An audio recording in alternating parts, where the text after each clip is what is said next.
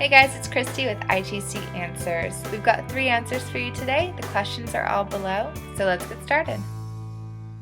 1, 2, 3, 4. The first question came from Facebook, and it says, were you hesitant to continue your journey with the Daughters of St. Mary of Providence after being there only 2 weeks? You said on the sisterhood you felt a calling to be there because you enjoyed working with the mentally disabled residents and of all the adoration opportunities. But did you ever look into other convents with similar ministries in other parts of the country or just closer to home?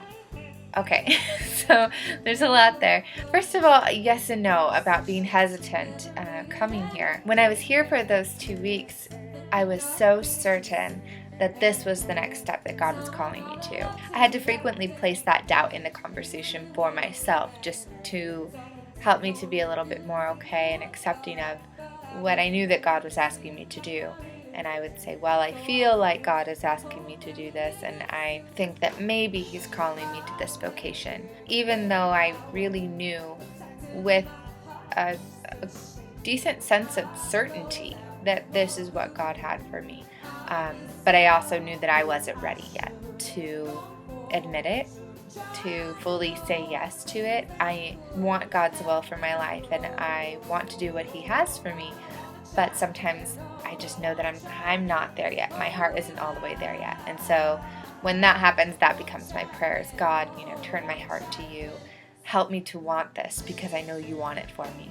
And I will do it, but help me to want it too, so that I'm not going with, my feet dragging behind me, and I'm not kicking and screaming, walking in His will for me, but that I'm leaping in it, that I'm jumping for joy in the path that He has for me. Part of the reason that I came here is, yes, because, working with the residents was a really great experience for me, and I do love adoration. It was the only of 3 convents that we really had the opportunity on a daily basis to go to Eucharistic adoration. So that was huge for me and my spirituality.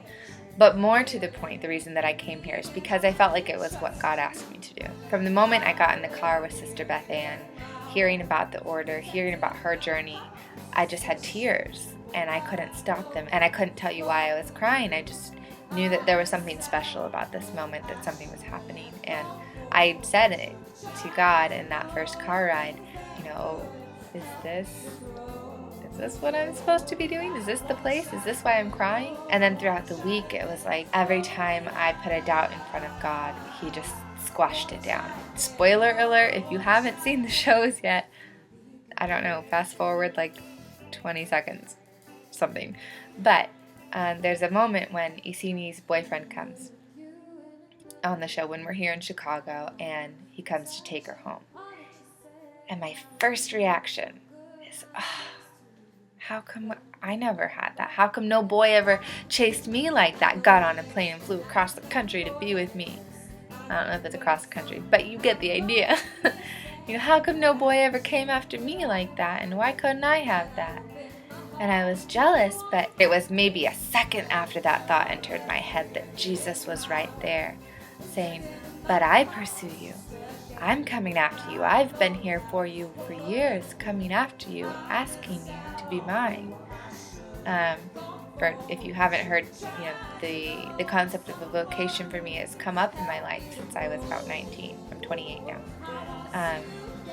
So Jesus was just telling me, I'm that guy.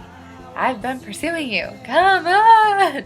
How many times do I have to tell you? And then there was another one. I won't go through all of them, but there was another moment where it was actually driving home from that same day after Isini's boyfriend had come and all of this. And we were in the car and we're driving, and they have these beautiful brick homes in Chicago. Beautiful. Just streets lined with them, and then the trees and everything. And I was looking at these homes and thinking, won't I be jealous, God? Won't I want that? Won't I see these women with their husbands and their children? And won't I just be jealous of that? Won't I miss having that myself?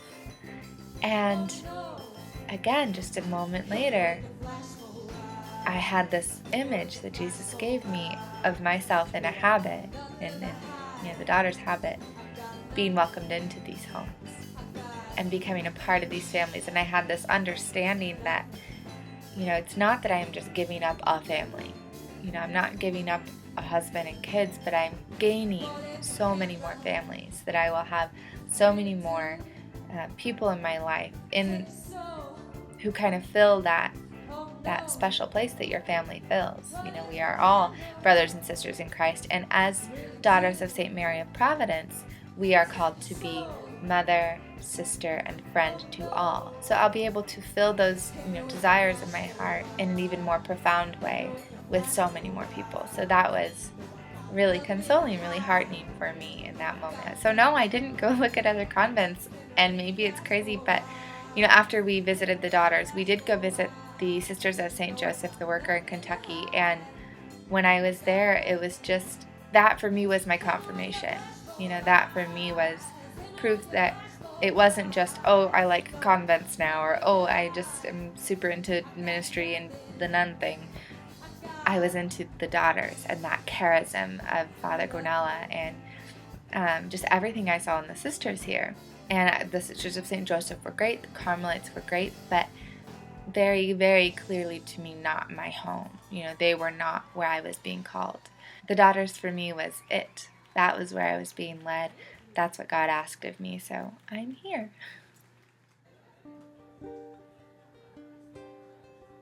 So this one I kind of went over in another one of my videos, but I'll touch on it again briefly. It's what kind of classes and homework do you have?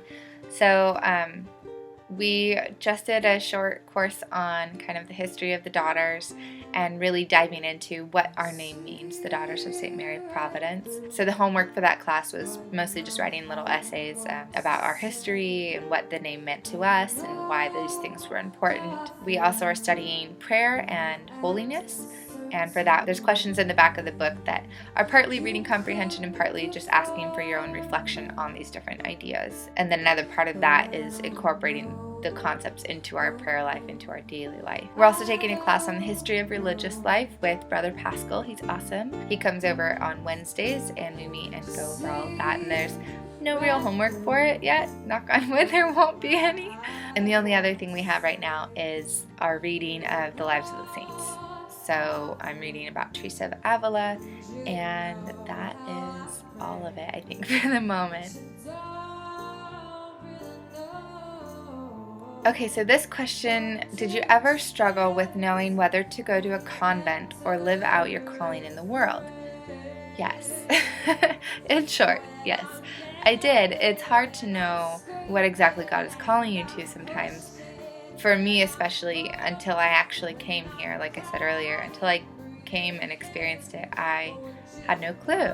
I had an idea here and there, maybe this is something I was being called to, but I didn't know for sure.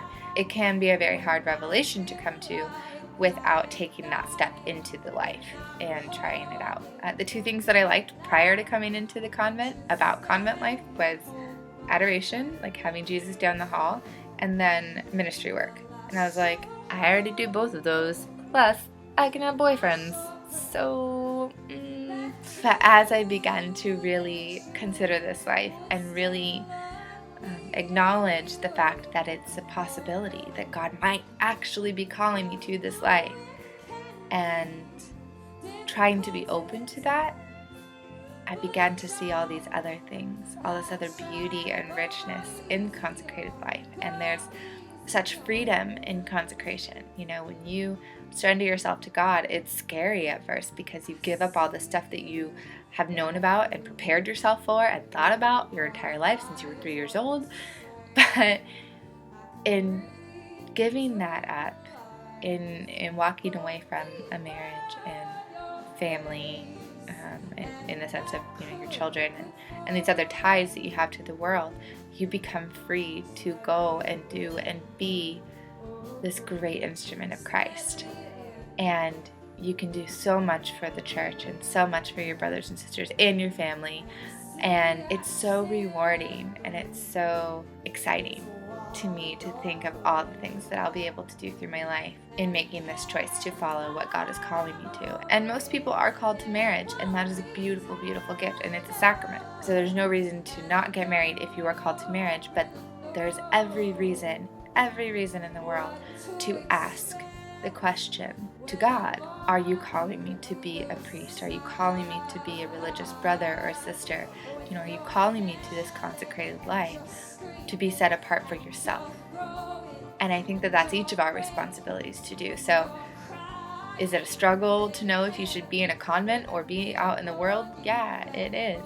But it's only a struggle if we make it a struggle. If we ask God and we give ourselves to Him, it's straightforward and it's simple. He will tell you what He wants from you. If you ask Him and you listen, you learn to hear His voice, He'll tell you what He wants from you.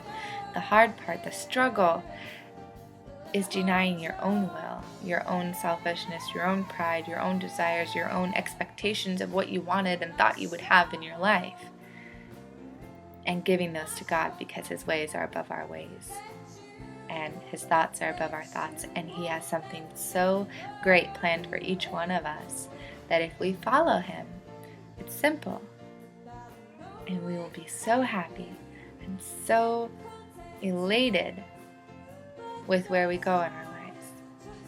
It may not be easy all the time, but it will be perfect because it is God's plan for us. Alright guys, that's it for this week's ITC Answers. Thank you for checking it out. If you do have questions, as always, post them down below. Email me, write me, send me a tweet. However you want to get those to me is fine. And I'll talk to you next week with another update from inside the convent. Bye!